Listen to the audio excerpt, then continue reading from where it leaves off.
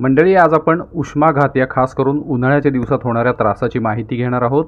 आज आपण बघणार आहोत उष्माघाताची कारणं काय आहेत, उष्माघाताची लक्षणं काय आहेत, उष्माघात झाल्यास प्रथमोपचार काय करता येतील आणि उष्माघात होऊ नये म्हणून काय काळजी घेता येईल, या 4 गोष्टींची आज आपण माहिती घेणार आहोत.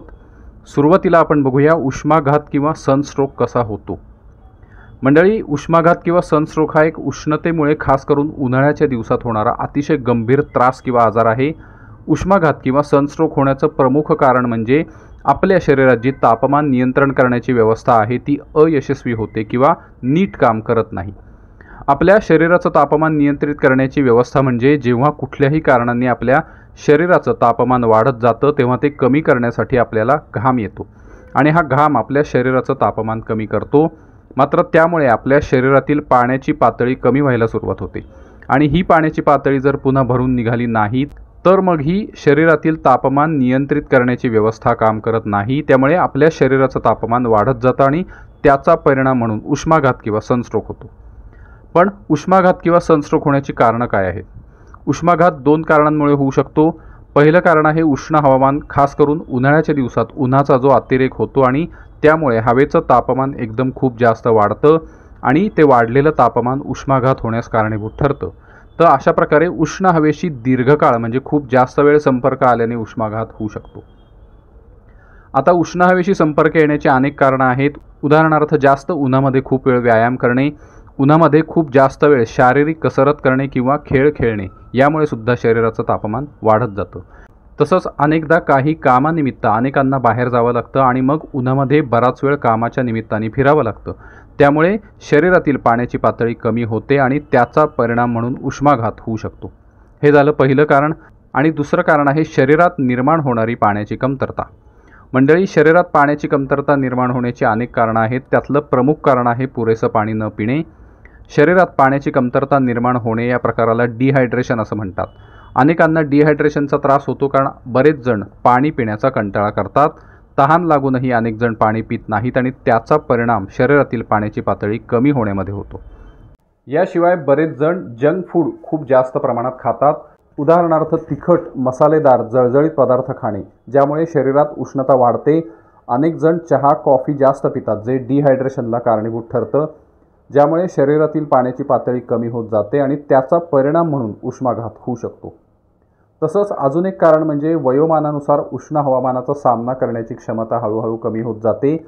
तसंच तुम्ही जिथं राहता किंवा जिथं काम करता तिथे हवा खूप गरम असेल आणि ती हवा थंड करण्याचं कुठलंही साधन तिथं नसेल तर त्यामुळे सुद्धा शरीराचं तापमान वाढतं आणि उष्माघात होऊ शकतो. उदाहरणार्थ रस्त्यावरील विक्रेते, बांधकाम कामगार किंवा उन्हात काम करावं लागणारी माणसं सतत उन्हामध्ये काम करत असतात. त्यामुळे अशा प्रकारच्या लोकांना उष्माघाताचा त्रास होण्याचं प्रमाण जास्ती असतं. तसंच काही प्रकारची औषधं घेण्यामुळे सुद्धा शरीरातील पाण्याची पातळी कमी होते आणि उष्माघात होऊ शकतो. थोडक्यात सांगायचं झालं तर असं कुठलंही कारण ज्यामुळे शरीरातील पाण्याची पातळी कमी होते आणि त्याचा परिणाम म्हणून शरीराचं तापमान खूप जास्त वाढतं आणि त्यामुळे उष्माघात होऊ शकतो. तर ही होती उष्माघात होण्याची काही कारणं. आता आपण बघूया उष्माघाताची लक्षणं काय काय आहेत, म्हणजे एखाद्या व्यक्तीला उष्माघात झाला आहे हे आपल्याला कसं कळेल. मंडळी, उष्माघात होण्याची बरीच लक्षणं आहेत, पण त्यात सगळ्यात प्रमुख लक्षण म्हणजे माणसाच्या शरीराचं तापमान खूप जास्त वाढतं. म्हणजे आपल्याला जेव्हा खूप जास्त ताप येतो तेव्हा जसं आपल्या शरीराचं तापमान 104 फॅरनहाईट किंवा 40 डिग्री सेल्सिअसपर्यंत वाढलेलं असतं, तेवढंच तापमान उष्माघात झाल्यावर सुद्धा वाढू शकतं. त्यामुळे अशा प्रकारे जेव्हा शरीराचं तापमान वाढतं तेव्हा इतर लक्षणंसुद्धा दिसायला सुरुवात होते. या इतर लक्षणांमध्ये प्रचंड डोकेदुखी सुरू होते आणि ही डोकेदुखी असह्य होते. त्यानंतर शरीरात पाण्याची कमतरता निर्माण झाल्यामुळे चक्कर येते, कारण आपल्या शरीराचं संतुलन बिघडलेलं असतं. तसंच शरीरात पाण्याची कमतरता निर्माण झाल्यामुळे शरीराचं तापमान खूप जास्त वाढूनसुद्धा अजिबात घाम येत नाही, कारण घाम येण्यासाठी पुरेसं पाणी शरीरात शिल्लक राहत नाही. त्यानंतर शरीरात पाण्याच्या अभावी त्वचा कोरडी पडते, लालसर होते किंवा गरमसुद्धा होते, स्नायूंमध्ये लचक मारते ज्याला आपण क्रॅम्प असं म्हणतो.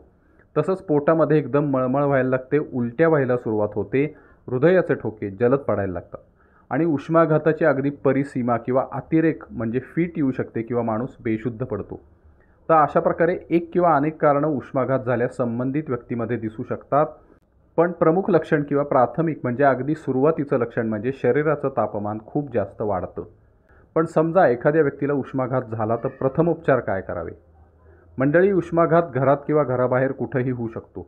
त्यामुळे सगळ्यात आधी जर परिस्थिती हाताबाहेर गेली असेल तर ज्या व्यक्तीला उष्माघात झाला असेल त्या व्यक्तीला तातडीने डॉक्टरांकडे घेऊन जा.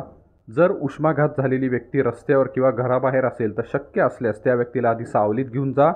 शक्य असेल तर त्या व्यक्तीच्या अंगावरचे अनावश्यक कपडे काढा, म्हणजे शरीराला थोडीशी हवा मिळेल किंवा थोडासा वारा लागेल. मग त्या व्यक्तीला पंखा किंवा इतर कुठल्याही वस्तूने वारा घाला. त्यासाठी पंखा, एअर कूलर किंवा एअर कंडिशनरचा वापर तुम्ही करू शकता किंवा अगदी वर्तमानपत्र किंवा एखादा जाड पुठ्ठा याचा वापर करून सुद्धा त्या व्यक्तीला वारा घालण्याचा प्रयत्न करा. तुमच्याजवळ पाणी असेल तर त्या व्यक्तीच्या अंगावर पाणी मारा, तोंडावर पाणी मारा. शक्य असेल तर डोक्यावर पाण्याची धार लावा, ज्यामुळे शरीराचं तापमान हळूहळू नियंत्रित होईल. शक्य असेल तर त्या व्यक्तीला थंड शॉवरने भिजवा किंवा टबमध्ये बुडवा, ज्यामुळे शरीराचं तापमान कमी होईल.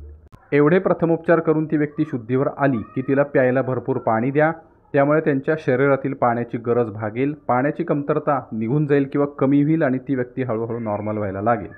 मात्र एवढे प्रथमोपचार केल्यावर जरी त्या व्यक्तीला बरं वाटलं तरी त्या व्यक्तीला प्रथम डॉक्टरकडे न्या, कारण प्रथमोपचार हा तात्पुरता उपाय असतो. कदाचित त्या व्यक्तीला थोड्या वेळाने हाच पुन्हा त्रास होऊ शकतो. तर हे झाले प्रथमोपचार. पण उष्माघात होऊच नये म्हणून काय करावं? मंडळी, उष्माघात होऊच नये म्हणून काही सोपे उपाय आपण करू शकतो. म्हणजे आपल्या नेहमीच्या जीवनशैलीमध्ये थोडेसे बदल आपल्याला करावे लागतील. पहिला उपाय म्हणजे शरीरातील पाण्याची पातळी संतुलित राखणे किंवा आपलं शरीर हायड्रेटेड ठेवणे. त्यासाठी भरपूर पाणी पिणे, आहारात पाण्याचं प्रमाण जास्त असलेल्या पदार्थांचा समावेश करणे हे 2 सोपे उपाय आहेत. त्यासाठी तुम्ही कलिंगड, संत्री, अननस अशी पाण्याने समृद्ध असलेली फळं नियमित खाऊ शकता. तसंच काकडी, दुधी भोपळा अशा प्रकारच्या भाज्यासुद्धा तुम्ही नियमित खाऊ शकता, ज्या तुमच्या शरीराला भरपूर पाण्याचा पुरवठा करतील. तसंच घरी तयार केलेली सरबतं, ज्यात लिंबू सरबत, वाळा सरबत, कोकम सरबत अशा सरबतांचा समावेश तुम्हाला करता येईल. तसंच ताक तुम्ही नियमित जेवणात घेऊ शकता. दुसरा उपाय म्हणजे जास्त उन्हामध्ये फिरणं टाळावं, ज्यामुळे उष्माघाताचा धोका कमी होईल. बाहेरची कामं करणाऱ्या व्यक्तींनी बाहेर जाताना जवळ पाण्याची बाटली ठेवावी. तसंच खायलासुद्धा एखादं फळ किंवा बिस्किटाचा पुडा ठेवावा आणि गरज पडल्यास त्याचा उपयोग करावा. तसंच शक्यतो उन्हामध्ये उपाशी पोटी बाहेर पडू नये. उन्हाळ्याच्या दिवसात व्यायाम शक्यतो सकाळी लवकर म्हणजे जास्तीत जास्त 9 वाजेपर्यंत करावा किंवा उन्हं उतरली की म्हणजे संध्याकाळी करावा, जेव्हा हवेमध्ये उष्णता थोडी कमी असेल. व्यायाम करताना आवश्यक वाटल्यास पाणी प्या.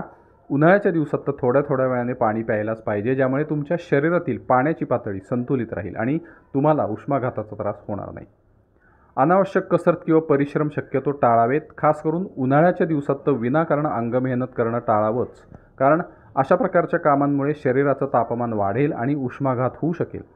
त्यामुळे अशी कामं विनाकारण करणं तर टाळावंच. तसंच जास्त मद्यपान हे सुद्धा उष्माघाताचं कारण ठरू शकतं. जास्त प्रमाणात चहा, कॉफी पिणे, कोल्ड्रिंक पिणेसुद्धा टाळावं. फार तिखट, मसालेदार पदार्थ खाणंसुद्धा उन्हाळ्याच्या दिवसात टाळावं, जे आपल्या शरीरातील उष्णता वाढवायला कारणीभूत ठरतात.